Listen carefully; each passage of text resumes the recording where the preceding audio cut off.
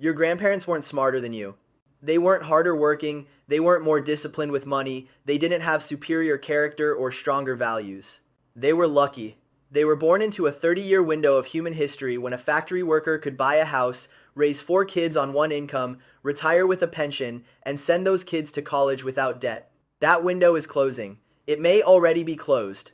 The middle class, that vast expanse of comfortable lives between poverty and wealth, wasn't a natural feature of capitalism. It wasn't the inevitable result of hard work and free markets. It was a historical accident, a product of specific conditions that existed briefly and are now disappearing. Today, I'm going to tell you how the middle class was created, why it's dying, and why the conditions that made it possible aren't coming back. This isn't pessimism, it's history. And once you understand the history, you'll understand why working harder won't save you, why the advice your parents gave you doesn't work anymore, and why everything feels so much harder than it used to be. Because it is harder, the game changed, and nobody told you. 1. Before the accident, let's establish what normal actually looks like in human economic history. For most of civilization, there was no middle class. There were peasants and aristocrats, workers and owners, the masses and the elite. A tiny wealthy class controlled most resources. Everyone else survived. Industrial capitalism in the 19th century didn't change this much. It created factory workers instead of peasants, but the basic structure remained: a small owning class. A mass of workers living at subsistence levels. The gap was vast and seemingly permanent. Read descriptions of working class life in 1900. 12-hour days, child labor, no weekends, no retirement. You worked until you couldn't, and then you depended on family or died in poverty. The idea that ordinary workers could own homes, take vacations, retire comfortably, and send children to college would have seemed absurd, utopian, impossible. Then something happened. 2. The war reset. World War II destroyed the world, and from that destruction, the middle class was born. Here's what the war did. It destroyed capital. Europe and Japan were bombed flat. Factories, infrastructure, housing, gone. This sounds bad, and it was. But it also meant that the accumulated wealth of centuries was reset. Old money was literally blown up. It empowered labor. During the war, workers were essential. Factories ran around the clock producing weapons. Labor was scarce. Workers gained bargaining power they'd never had before. Unions grew massively. It created new money. War spending flooded economies with government money. Soldiers returned with savings. The GI Bill provided education and housing benefits. Demand exploded. It eliminated competition. American industry emerged from the war intact while competitors were rubble. For 20 years, American workers faced almost no competition. They produced goods the world needed and couldn't get elsewhere. It changed ideology. The Depression and the war discredited laissez-faire capitalism. The New Deal had established that government could and should intervene in markets. Post-war governments accepted responsibility for full employment and social welfare. These conditions created the middle class. Not individual virtue, not free markets working their magic. Historical catastrophe followed by specific policy choices. 3. The Golden Age. The period from 1945 to 1975 was unprecedented in human history. Productivity rose rapidly, and wages rose with it. This seems obvious, but it wasn't historically normal. For most of capitalism, productivity gains went to owners, not workers. What was different? Strong unions. At its peak, over a third of American workers belonged to unions. These unions had real power. They could shut down factories. They negotiated wages that tracked productivity gains. The United Auto Workers didn't just get higher wages for auto workers. Their contracts set standards that non-union employers had to match to compete for workers. Labor scarcity. The war killed millions of young men. Immigration was restricted. Women were pushed back to homemaking. The labor supply was tight, and tight labor markets favor workers. When workers are scarce, employers must pay more to attract them. Basic economics working in workers' favor. Regulated finance. The New Deal had put strict limits on what banks could do. Glass-Steagall separated commercial and investment banking. Regulations limited speculation. Credit was controlled. This might seem unrelated to the middle class. It wasn't. Regulated finance meant capital had nowhere to go except productive investment, factories, equipment, things that employed workers. International isolation. Global trade was limited. American workers competed mainly with other American workers. The Vietnamese worker who would eventually make their clothes and the Chinese worker who would make their electronics were still farming rice. Government investment. The GI Bill sent a generation to college for free. The federal government built the interstate highway system, the suburbs, and much of the infrastructure the economy ran on. Cheap education. Public universities charged nominal tuition. A summer job could pay for a year of college. Higher education was accessible in ways it hadn't been before and wouldn't be again. Cheap housing. Veterans could buy homes with zero down payment. Suburban land was plentiful. Houses cost 2 to 3 times annual income, not 6 to 8 times. Put it together. Rising wages from productivity gains and union power, affordable education that enabled mobility, cheap housing that built wealth, a social safety net that provided security, limited competition from abroad. This wasn't capitalism's natural state. This was capitalism in a straitjacket of regulation, union power, and government intervention, forced to share its gains with workers. 4. The numbers. Let me show you what this looked like in data. From 1945 to 1975, median family income doubled in real terms, not nominal real. After inflation, families were twice as wealthy. The income share of the bottom 90% of Americans was roughly 65–70% of national income. Working people got most of the economy's gains. A single income could support a family. In 1960, 70% of families were single-earner households. Home ownership reached historic highs. By 1960, over 60% of Americans owned their homes, up from under 45% before the war. College was accessible. Public university tuition averaged a few $100s per year. A minimum wage summer job covered most educational costs. Pensions were common. Defined benefit pensions that guaranteed retirement income were standard at large employers. You could count on retirement security. This was the middle-class dream, and for one brief generation, it was real. 5. The unwinding begins. Starting in the mid-1970s, the conditions that created the middle class began reversing. Globalization.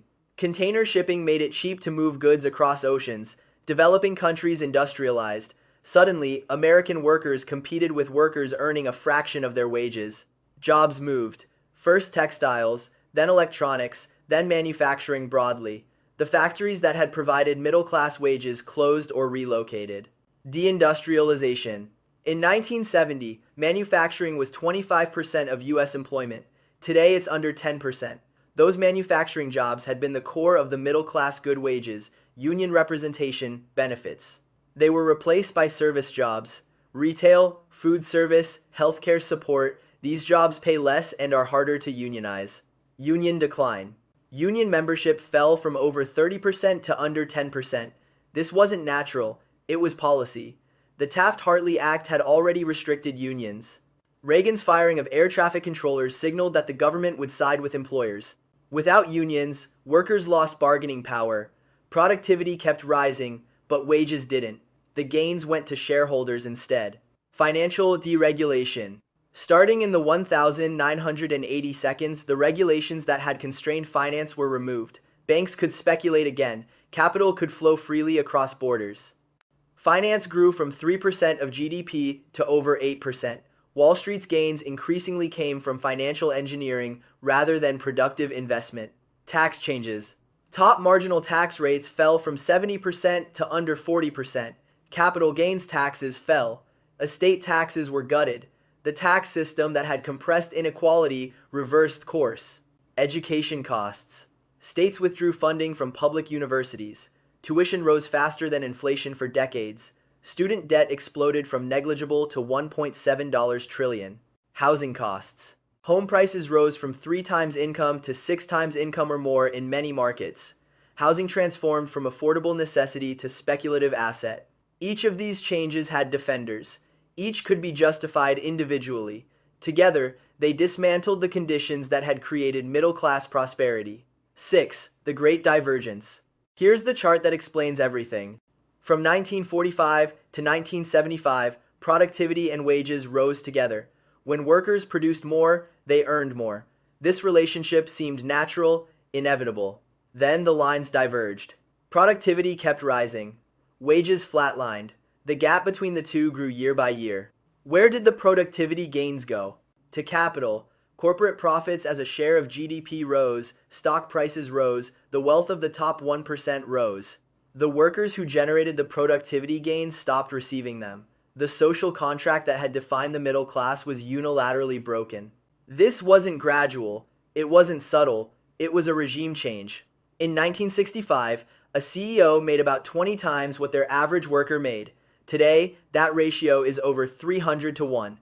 The gains didn't disappear, they were redirected upward. 7. The debt bridge. How did the middle class persist after the economic foundations were removed? Debt. When wages stopped rising, borrowing substituted for income, Americans maintained their lifestyle by going into debt. Credit cards proliferated. Home equity was extracted through refinancing. Student loans funded education that used to be affordable. In 1980, household debt was about 50% of GDP. Today, it's over 75%. The middle class lifestyle continued, but it was now financed rather than earned. Families lived beyond their incomes and made up the difference with borrowing. This worked as long as asset prices rose. Your house appreciated, covering the debt. Your retirement account grew, promising future security. But debt finance prosperity is fragile. It depends on continuous asset appreciation. When housing prices fell in 2008, the illusion shattered. Millions of families discovered they weren't middle class. They were middle class appearing, supported by debt and asset bubbles rather than by income. 8. The housing trap. Housing illustrates the middle class death spiral perfectly. For the post-war generation, housing was a wealth-building machine. You bought a house young, paid it off over 30 years, and retired with a valuable asset. Home equity was the largest component of middle-class wealth. For current generations, housing is a trap.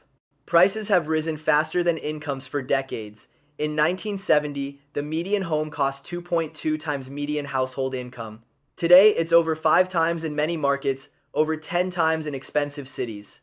Interest rates matter too. When your parents bought, rates might have been higher, but prices were lower. The monthly payment as a share of income has increased substantially. The result, delayed home ownership. In 1980, about 45% of people under 35 owned homes. Today, it's around 38%. Every year of renting instead of owning is a year of building someone else's equity instead of your own. The wealth escalator that lifted the post-war generation isn't working for their grandchildren. And here's the trap. High housing prices benefit existing homeowners. They vote. They oppose new construction that might lower their property values. The politics of housing favor those who already own against those trying to buy. The middle class pulls the ladder up behind it. 9. The education squeeze. The same dynamic applies to education. For the post-war generation, college was the mobility engine. GI Bill graduates entered professions their parents couldn't have dreamed of.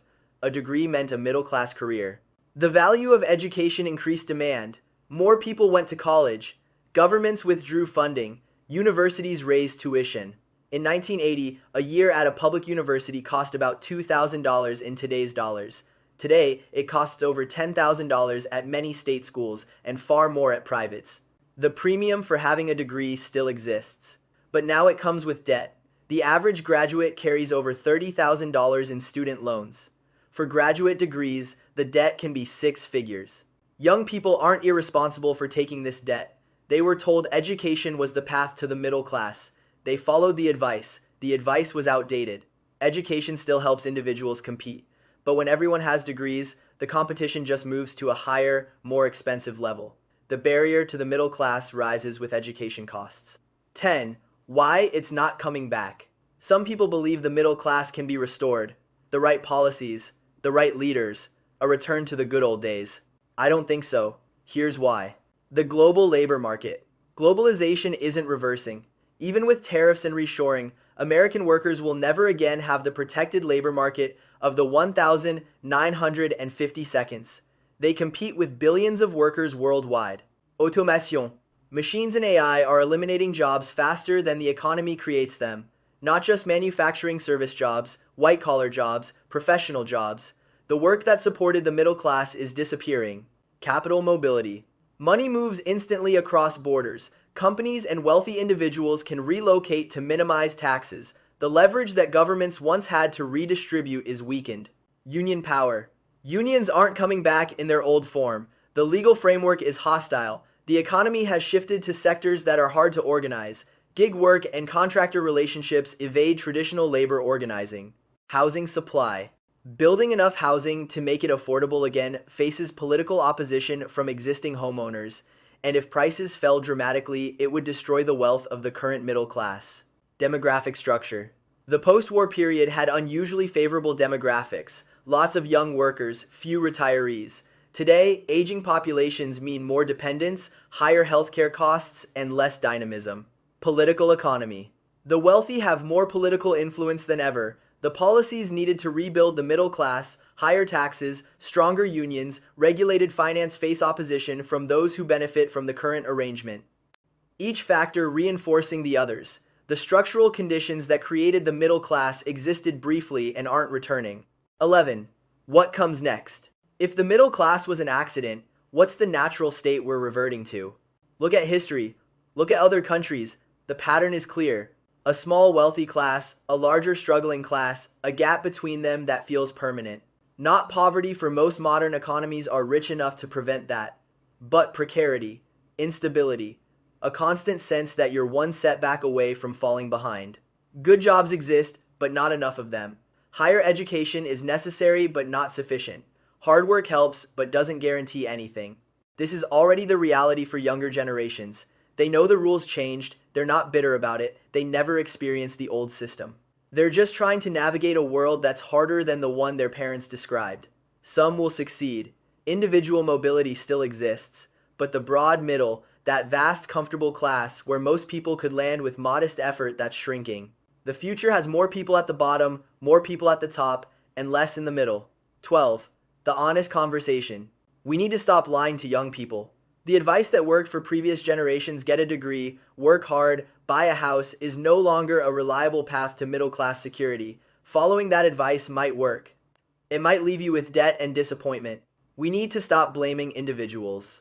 If millions of people can't achieve what their parents achieved despite working just as hard, the problem isn't individual, it's structural. Telling people to hustle harder is cruel when the game is rigged. We need to stop promising restoration. No politician is bringing back the 1,950 seconds. The conditions that created middle-class prosperity were unique to a specific moment. Nostalgia isn't policy. What honest guidance looks like, I'm not sure. Maybe it's about building resilience rather than expecting security, about community rather than individual achievement, about finding meaning outside of consumption. But the first step is honesty. The middle class was an accident of history. The accident is ending. We need to talk about what comes next. Conclusion. The 30-year window. Your grandparents lived through the greatest economic anomaly in human history. A brief window when ordinary workers could achieve comfort, security, and prosperity. When the gains of economic growth were broadly shared. When the middle class wasn't an aspiration but an expectation. That window lasted about 30 years. It was created by catastrophe and policy choices. It was ended by other policy choices and structural changes. The world your parents told you about, the world where hard work led to success and the middle class was open to anyone willing to try, that world existed. It just doesn't exist anymore. This isn't a counsel of despair. Individuals can still thrive. New forms of security and community can be built. The future isn't doomed, it's just different. But it starts with seeing clearly, with understanding that the old rules don't apply, with accepting that the game has changed. The middle class was an accident. It lasted one generation. It's ending now. What we build next is up to us. But we can't build it if we're still pretending the old world is coming back. If this analysis helped you see the present more clearly, hit that subscribe button, because understanding how we got here is the first step to figuring out where we're going. See you in the comments, and remember, nostalgia is comfortable, but it's not a strategy. The world has changed. We need to change with it.